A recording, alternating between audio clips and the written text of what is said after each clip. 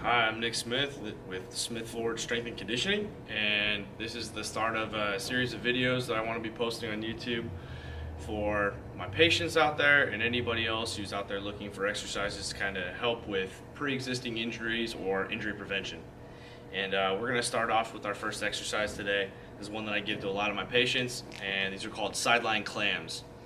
So the whole purpose of this exercise is to engage the glute muscles, and our glutes are oftentimes they're being used, but not to the extent that they need to, and they give us a lot of our support for not only our back but also for our entire lower quarter, including our hip, knee, and ankle. So this kind of gives us a lot of our stability, whether it's running, cycling, weightlifting, whatever your sport may be. You know, the glutes are kind of the goal muscle to target. So it's not to say that they're ever off. You know, sometimes I hear people saying, "Oh, you know, your glutes aren't working." Your glutes are definitely working, but we can get them to help out the other muscles. So this is a beginning of a protocol implemented by Dr. Chris Powers, and this video, including two others shortly afterwards, are going to be the activation phase of a protocol that he's implemented and used in a lot of his athletes. And I just want to kind of give a shout out to him. And this first exercise, like I said, is called sideline clams. So as we can see here, my athlete Corey is in the right position. Him laying on his right side, he will be activating his left glute. So the position at which that I want you guys to be in, if you're going to start this, is laying on your side.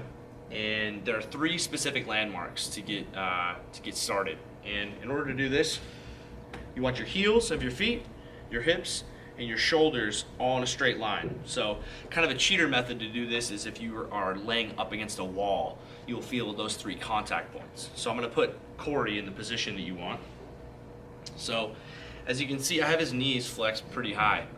Bending your knees beyond 60 degrees is ideal because that will allow us to activate the gluteus medius muscle, which is the target of this exercise.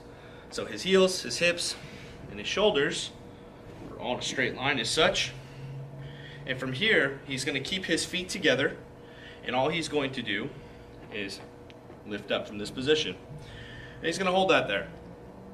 So my passing criteria for my patients is if they are able to hold this position for a minute, they can move on to the next exercise. So holding it here, he should feel some activation in this glute muscle right here.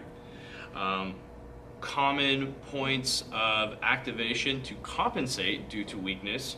Sometimes people feel this in their back, sometimes they'll feel it in their adductors, sometimes they'll feel it in their quads. So, Corey, you can go and relax. So, something to be mindful of, these are common pitfalls that I see with people's movement. Something to be mindful of is rotation of the back. Sometimes when I have people lay against a wall is because they can feel if there's excess pressure on their back and they know that they're compensating somewhere else. Also, if you're feeling pain in your actual back, that's probably a good indicator. So when you're feeling this, feeling nothing at all is okay, but ideally we want to feel kind of basically where your hip bone is, just behind that in your butt region. If you're feeling some pulling or maybe even some burning, that is a good indicator that that muscle is being used. So you can do this on both sides. It's preferable that you do both so you have good symmetry. And this is the start of a series of exercises to get these activated. And we will carry on with the next exercise afterwards. Thanks. This is Nick with Smithforgedsc Strength and Conditioning.